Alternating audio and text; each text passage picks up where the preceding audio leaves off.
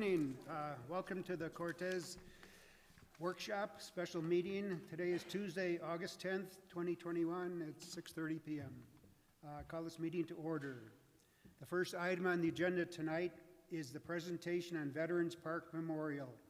Director of Parks and Recreation, Dean Palmquist. Good evening, Dean. Good evening, Mayor Mike Levy and City Council. We're here to talk about the discussion of Veterans Park Memorial. The City of Cortez renamed City Park to Veterans Park at a dedication ceremony on Friday, September 11th, 2020. Several of the veterans groups, including the American Legion, Veterans of Foreign Wars, Disabled American Veterans, and Daughters of the American Revolution, and City Council members were in attendance to commemorate the day. And in my 30-plus year career, that was one of the most rewarding experiences I partook in. I just thought that was a wonderful event and appreciated all the support from council as well as all the veterans groups. For this evening, John Davis, a representative of the Veterans Park Memorial Committee, will be making a presentation to the City Council members for better access to the existing memorials at Veterans Park, located on the west side of the Welcome Center. And it's been a pleasure thus far to work with John Davis, and with further ado, here's John Davis.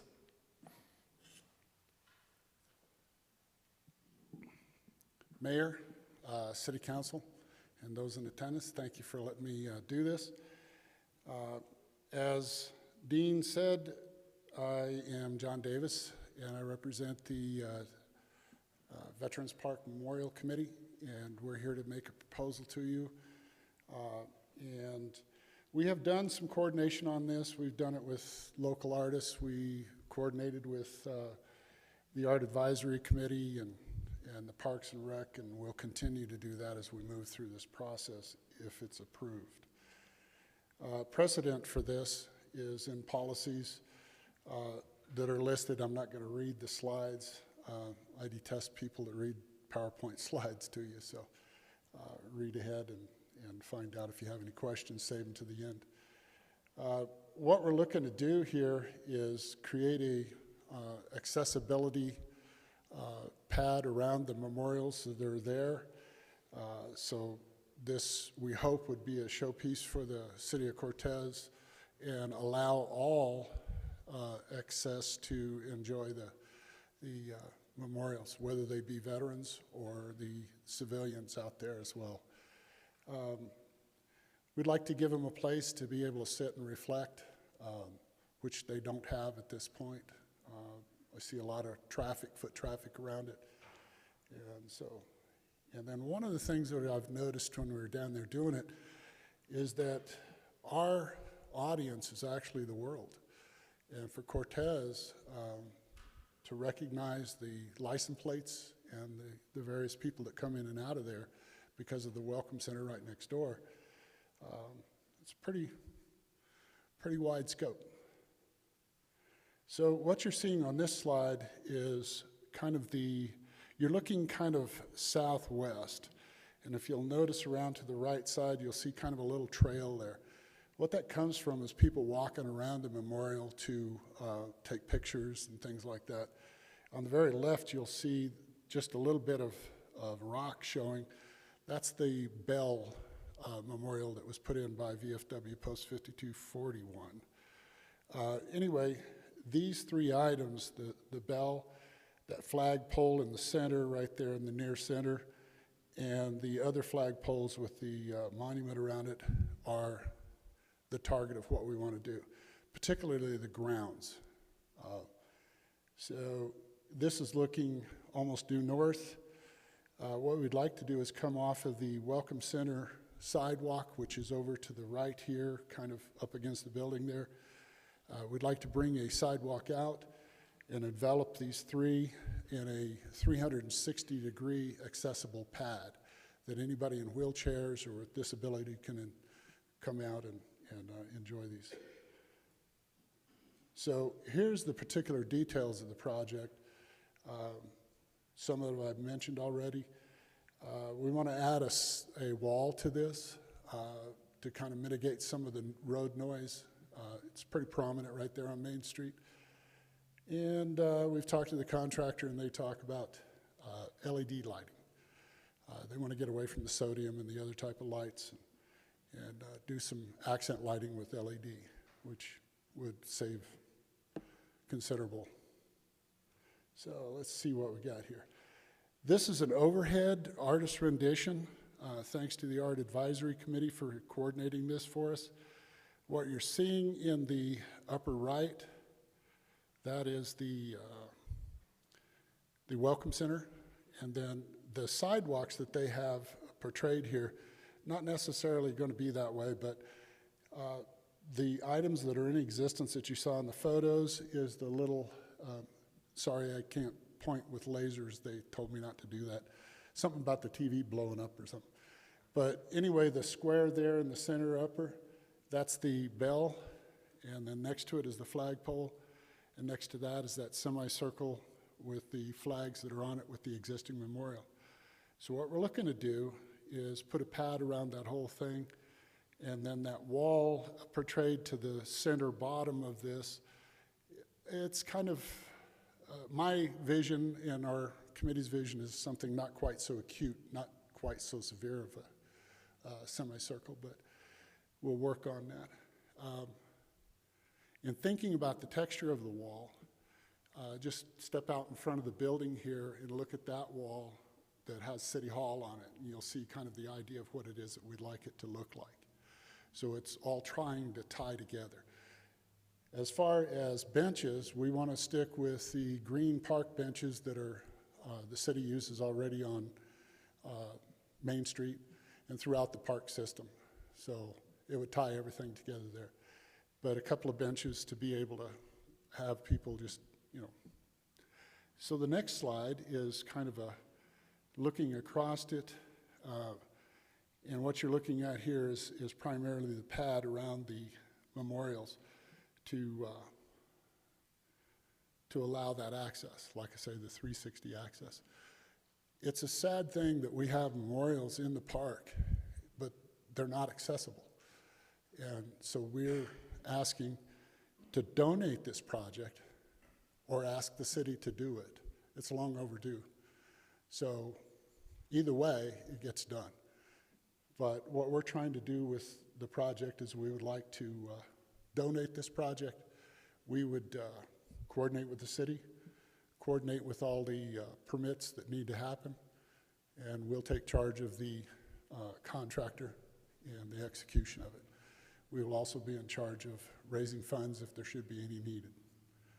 So thank you for your time. Any questions? John, thank you very much for your presentation. And I agree, we need to do everything we can to honor our veterans. And this would be a great way to do that. Do you expect this to be wheelchair accessible, this pathway? That's the idea. Okay, that'd be great, yeah. That's the idea, that we tie into the sidewalk, the existing sidewalk, and there's part of that sidewalk that's damaged that we will repair that sidewalk as part of the project. So we'll fix that part of the sidewalk, tie it into this pad that you see in this other picture. And, you know, so yes. Yeah. The accessibility, ADA, for not just veterans, but the community at whole, so. Yeah, I totally agree with you, sir. I'm a veteran myself, and Yes, sir.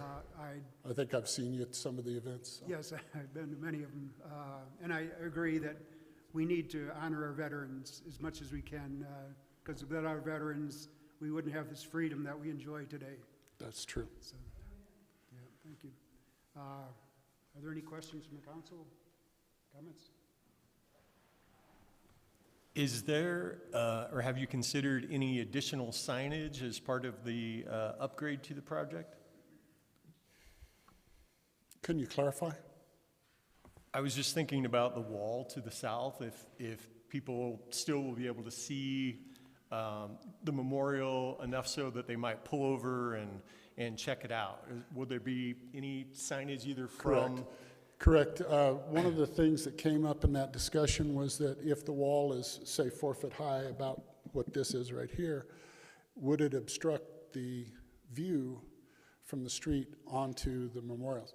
What we'd like to do is very much like the front of the building here, where they have metal lettering on it. We would like to put on there Veterans Park, and so that'll be part of it to kind of draw attention to it.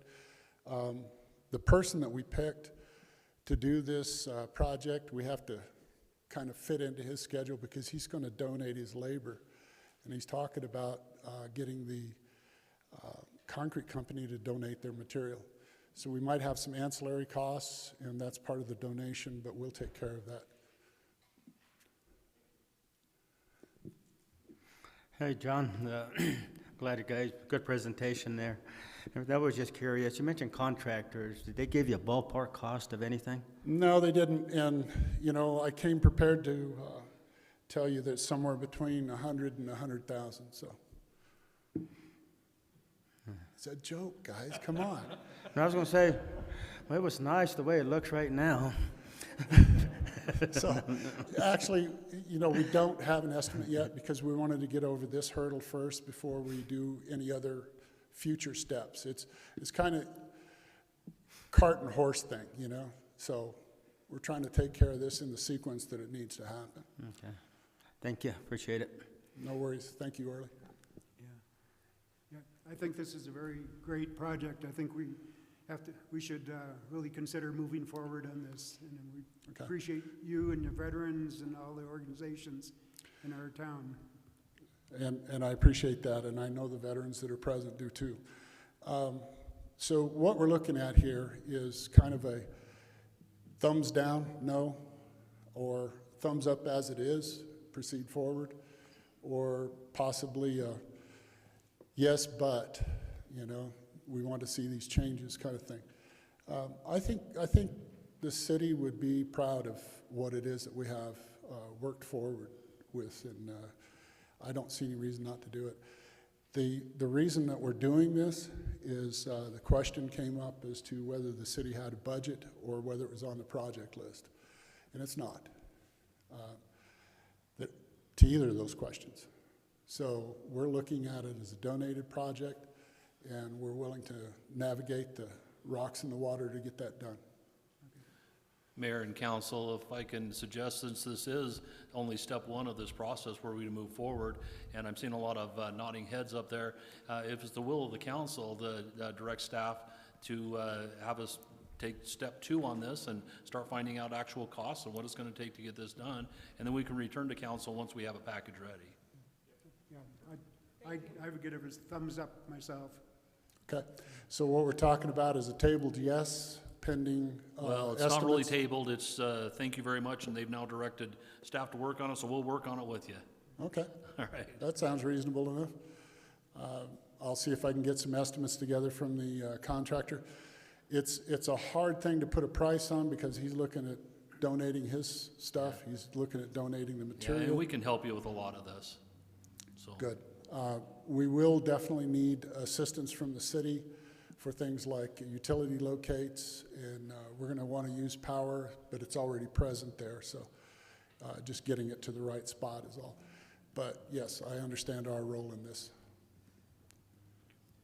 Any other questions? Comments? Thank you very Thank you much, for your- Mr. Thank you. Davis. Thank you for your service and welcome home. Thank you. Have a good night. You too, Senor. Okay.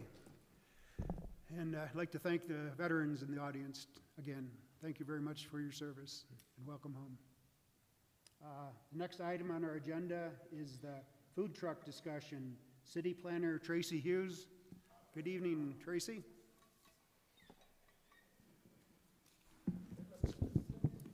Good evening, Mayor and Council. Just going to get this up real quick.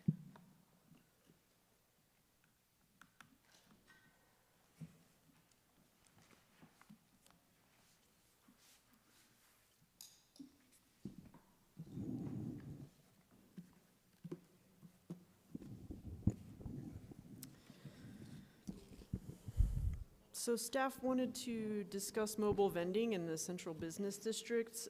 Right now, the current rules do not allow food trucks in the central business district, but they are allowed in all other zones in the city. And staff gets many calls from people asking about this, and we've been asked why not? Why can't this happen in the central business district? And the map you see on the screen is the area that it's prohibited. So it's basically from Linden to Harrison and north to First, and there's a little finger that was recently rezoned just south of Montezuma Park. That's also a central business district. And so just for example, we do have a local business that wants to have food trucks outside of their own, bar or restaurant operation, and they are zoned central business district, so they cannot allow the food truck to park right in front of their business. And so I think from our perspective, we feel that the current regulations are adequate in terms of oversight. The main thing that we're trying to get direction on is, what are your thoughts on allowing it or disallowing it, continuing to disallow it in the central business district? And there is another facet to this, which is we've also been asked, and I think others have been asked and approached about what about the farmers market, which, there's no exemption under a special event in the central business district to allow mobile vending at the farmers market. And so, kind of what does that look like? So if we were to just allow vending in the central business district, that would address the farmers market. So I think we just want to hear your thoughts on that. May I add something, because I wrote the ordinance, and so I can explain it, maybe. Kirsten Sackett and I were presented with some questions from people wanting to replace, I believe it was an existing ordinance, Orly might remember this, I don't know if Matt would, for hot dog carts on Main Street. That had been a request. There was an ordinance in place. There were no hot dog carts. So we got a request for mobile food vendors. Durango at the time had built a small public one up by the North Pizza Market, which didn't really pan out very well. The private enterprise one downtown did, but those are permanently placed, if you will. They're not true mobile vendors. So I called up some places on the Front Range that were doing mobile vendors, got some facts, got some figures, and we came up with the concept that it was probably better not to be a land use ordinance because it was mainly health department, parking, cleaning things up. There wasn't a lot of land use other than where we said they could park. We had some feedback from, I think, I'm remembering two of the restaurant owners called me, and I had them call Shane Hale, and they said, we don't want the competition back or downtown. Now, this was back in 2014, and we did it as a pilot program, which I think it had 2 years, and then it was going to sunset, just to see what would happen. We didn't get much of a reaction. It actually sort of went the way as one of the Front Range city attorneys told me. Mobile food vendors are extremely successful where there's no fast food, where there's no drive-throughs, where there's no Burger Kings, McDonald's, etc. It's marginal in other places. They don't necessarily compete well. That may not be true in Cortez, and we're back with a request from some people to do this once again, to look at changing the downtown rule. If you decide or tell me to do that, we can have an ordinance at the next meeting changing the downtown designation only, allowing them to be all over the city, which would essentially be what that would do. Or we could just allow them to be, say, at Montezuma Park or other places that you thought we should. I've spoken just real quick with Public Works and Vern, correct me if I'm wrong, but with the police chief, and we can do some resolutions for the second reading about parking. and we could get this thing, if that's what you want to do, done. We just need a resolution to change the parking. If you think about it, there's some sidewalks are very narrow, like at the Valley Towers, where perhaps it wouldn't be appropriate to serve food on the sidewalk. Also, there's diagonal parking. You'd take up 3, 5, 6 spots, depending on the size of the rig. And so we would have to do something to make that legal. But we can do it. It's just, what do y'all want to do? My recommendation is we look at this. It's more of a police powers, health, public safety type of a regulation than anything else. And that's why it's in what I call the blue book instead of the green book. So I await your direction. This is Councilwoman Medina. Is there another alternative to allowing food trucks out of the farmer's market than completely changing the zoning rule? It's Like, not, what other avenues are there to allow it to happen at the farmer's market specifically, like an event that is on government property? we can do that. We can say they can be at the farmer's market. It's county property. Some years we treated the county property like it was not in the city and we didn't regulate anything there. Other times we regulated what went on there. I think we could either do an exception for the farmer's market and special events at other locations. It's not that hard. I'm not sure there's any kind of, it is mentioned in the zoning code, but the primary designation where you can have them is in the blue book. It talks in there. The blue book is the source of all the rules and regulations for mobile food vendors. So we can do it. I don't actually have a problem with it at all, in part because of some of the things that you just mentioned. When I look at this map, I see that area and I think about logistically parking in particular for a food truck, and then having a space that's available next to that food truck for people potentially to line up or to wait for their food or that sort of thing. So it kind of seems like a non-issue to me that will take care of itself based on the just parking spaces and the street and everything else that is a part of it.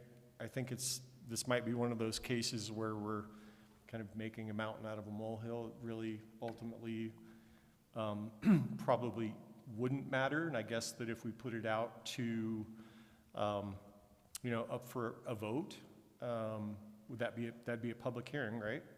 Well, it would mean, what we would have to do is an ordinance to amend the ordinance to just remove the parking restriction, so to speak, the location, and then amend it to, I think the only thing, private property, I have to look and see, there was some restrictions about that, but technically we've allowed, I call her the Giro lady, she's had something down before it was the car lot. No, Todd Dene parked there for several years. So that's what I'd be looking at, making sure we could authorize as someone to be able to park on a private parking lot or. So I was the one who brought this up, and I'm not trying to overhaul and rewrite this whole thing. I just think it makes sense to allow it at the farmer's market. So can we just add a clause of, except for special events that are approved, case by case, or? Yeah, we could make it work, because I would think you might want to look at some point, John Brooks would probably love it if they could be at the third Thursday, somehow parked along the sidewalk at Montezuma Park. Don't know. So if that's okay, we would make it broad enough so it would include, not just the farmer's market, but other public events with permits or something. We can so you have some control over it. You don't just have people hauling stuff up and suddenly being a problem. Yeah, I would think that would be the way to go about it. One of the issues that frequently comes up is bathrooms, where you then are now pushing the bathroom use for people who are at the food trucks to the brick and mortar businesses. In an instance where like a restaurant wanted to have food trucks, then it would make sense where I think it could, something like that could work, but you would basically have to say, like, we're authorizing this food truck in front of our business and are making bathrooms available to their patrons, something like that. I think short of that, I think we should probably limit it to special events. Do you want to see a draft then at the next meeting? I have, Yeah. I'm sorry, sir. I have a concern for the local restaurants and eating places in the central business district. I wonder what effect it might have on them. And I'm sorry, I didn't hear the last part of your question. I'm sorry. The, what effect would it possibly have on the restaurants and eating places in the central business district? I think we would have to ask them, and I'm not sure anybody knows, to be able to say with certainty. The business dynamic has changed. We have one restaurant who says he's happier just selling stuff through the door and not having people coming in and sitting down. It's working better for him. Other people want people in the restaurant sitting at tables. I don't know. We could ask. I mean, I don't, if that's something council wants to know, we could also invite all of the restaurant owners to the second reading and public hearing and get comment from them. I think that would, and see. That was my point. Okay. Yep. I can do that, or we can work with Ms. Hughes and we can get some input. That's what I would recommend is kind of visit the restaurants, get their opinion first before we even start changing anything. Okay. And also too, like the food trucks, are we talking like just a regular food truck, or like the Wiggling Pig has that traveling thing? And also too, one of the reasons this ordinance started coming in place, I don't know if you remember, Matt, is because the people were coming from Junction or whatever selling their fruit. Well, they're going to have the right to have the same, to bring their own chilies, their own pep, whatever, and sell the same route as if we change anything on this. So, but that was one of the reasons I recall that this ordinance came in, was because everybody's bringing from out of town fruit and just selling it. So that's. We also did, if you look at or at least I found my memo, it also dealt with flea markets. In other words, we were having a lot of people over in the Nota Dene lot selling. We were having them down in front of the movie place, across from the Turquoise. And so we updated 2 sections of the ordinance. So yeah, there was a lot of stuff going on.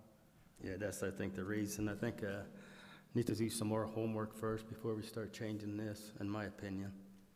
If that's what council wants, I'll figure out a way to get input from the restaurants and come back to you with that, and then see what you want to do after that.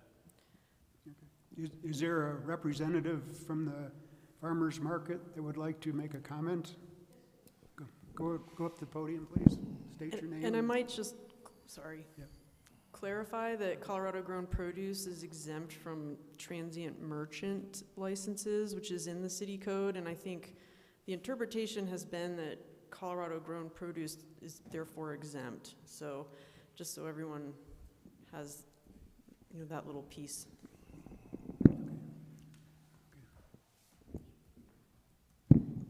So my name is Julie Pearman, and I'm the manager of the Cortez Farmers Market. The farmer market itself has, the association has certain rules that the only people that can actually vend from the farmers market are people that actually live in Montezuma County and Dolores County. And it's actually, and everything else actually has to be made, the crafters, they all have to make their products from or in this area, and get the products from this area for the most part. So as far as the rest of, if you're looking at that, I know you're looking at the whole concept, but specifically for the Cortez Farmers Market, it would only be local vendors that would be there. Again, I think it would be a major draw, and again, for the Cortez Farmers Market, we're only competing against 3 brick and mortar restaurants, which would be Pippo's, El Grande, and Benny's. So I think it would be a great addition. For the 3rd Thursday, I think it would be a great addition if you could figure out a place to put it. you know, there again, if you're looking at parking spots. But specifically for the farmer's market, again, we have specific bylaws that state where the vendors can come from. Do you have any locations in mind where the food trucks could go? What I was looking at, and what I was going to, if we got the permission, was asking the city council if we could block off, I believe it's the streets Edith is what we're on right there, I think. Elm Street, I'm sorry, yeah, I do apologize. So blocking off Elm Street from the front of it, next to Main Street, to the alleyway. We wouldn't be blocking any, because there are residential people back there, and we wouldn't be blocking any of Slavin's traffic either, because Slavins does use the alleyway. But that's what I was going to ask you. And again, we'd have the food trucks right there. It'd be a draw, because it'd be a visual draw for the people going by. And we do get lots of tourists every Saturday. I have a question for you. I got a question for you real quick. On those booths that are inside the parking lot right now, there's a fee, correct? Yes. Okay, so how are you going to collect the fee from a public street? That's what I'm saying. If you put, would there be a fee for them, for the food trucks to park there? Yes, it would be, because they would, if we could use the public street, it would, our agreement would encompass the street. And so for a day vendor, just a day vendor, it's $15 if they're just there one Saturday. For the whole time, for the whole season, it's $150. And what we'd be asking is literally to block off the street so that there wouldn't be traffic going through that area, and it'd be safe for the customers. How difficult would it be traffic-wise, I mean, blocking off the streets?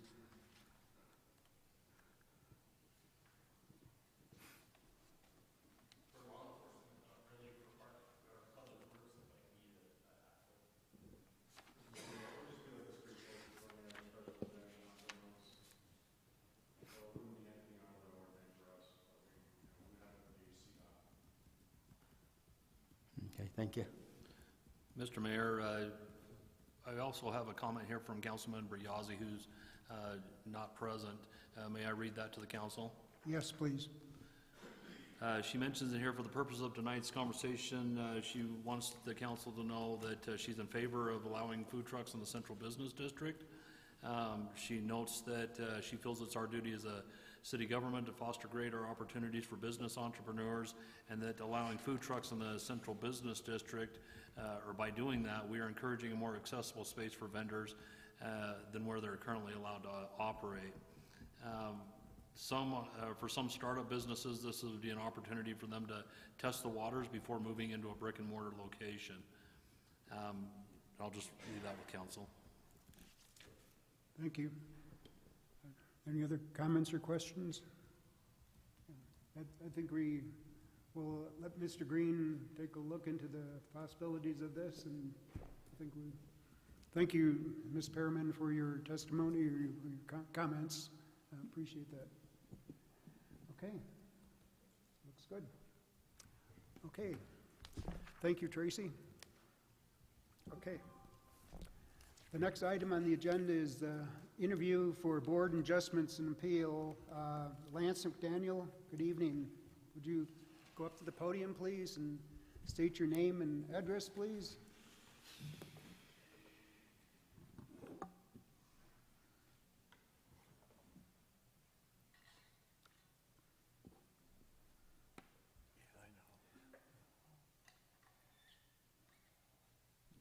Good evening, Council. My name is Lance McDaniel. My address is 615 West 3rd Street in Cortez.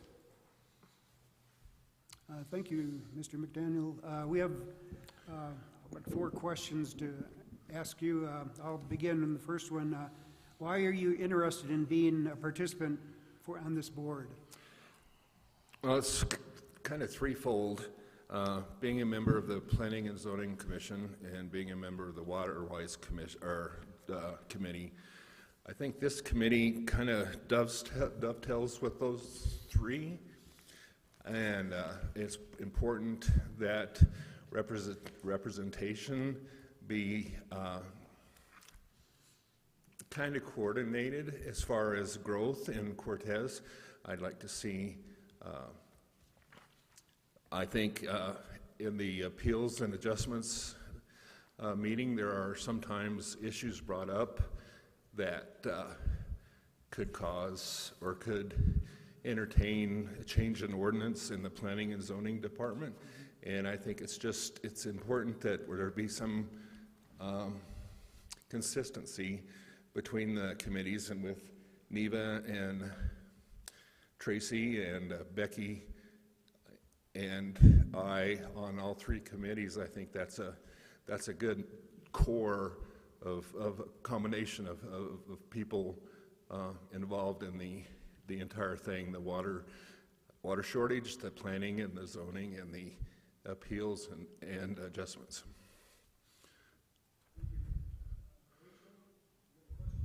Yeah, thanks for being here, Lance. So what do you think the chief functions of the Board of Adjustments and Appeals are? Happy birthday, Rachel, by the way. I hope it was a great day.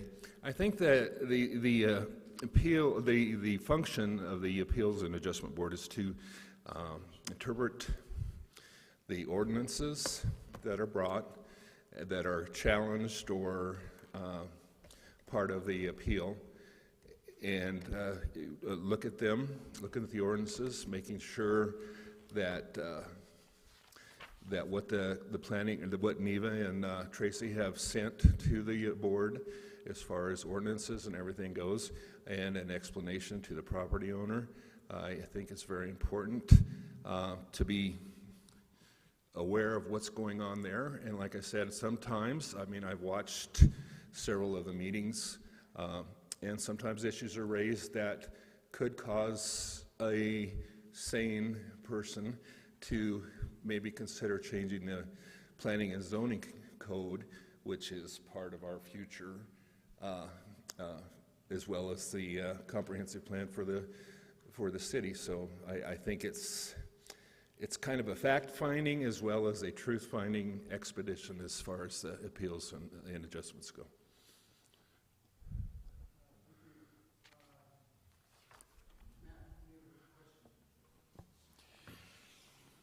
Lance, do you have some knowledge about the city's land use code and its requirements? That's kind of redundant because you just told us that you're on the planning and zoning. But I'm sorry, could you?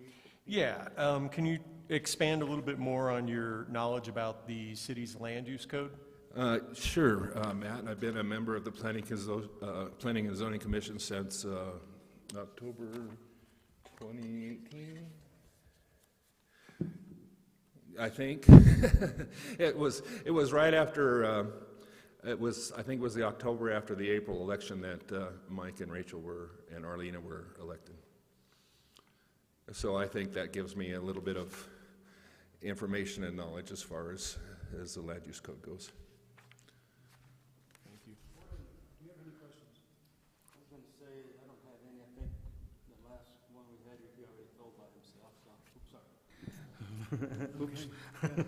I was going to say, I think he already answered the experience and everything he's had with other committees there, so I don't have any questions. Okay. Thank you, Mr. McDaniel. See, you're on the agenda tonight. See, it's agenda under new business, appointment to City of Boards of Appeals, item C. So thank you for your interview, and we will decide later on this evening. All right. Thank you, Mr. McDaniel. Thank you, Council. I appreciate it.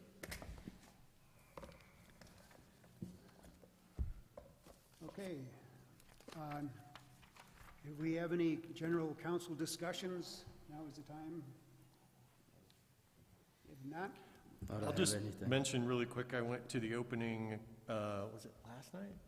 It was last night, holy cow, time is flying, of the Historical Museum, and Rachel was there, and as soon as they open and those displays are put together, it is going to be phenomenal. It's phenomenal now just as a space, and a lot of people have put a lot of hard work into it, and I know the city of Cortez had a lot to do with that, and individual people and individual businesses have donated quite a bit. So once it fully opens, I highly encourage anybody in the city of Cortez or outside the city of Cortez to go visit, because it's really something.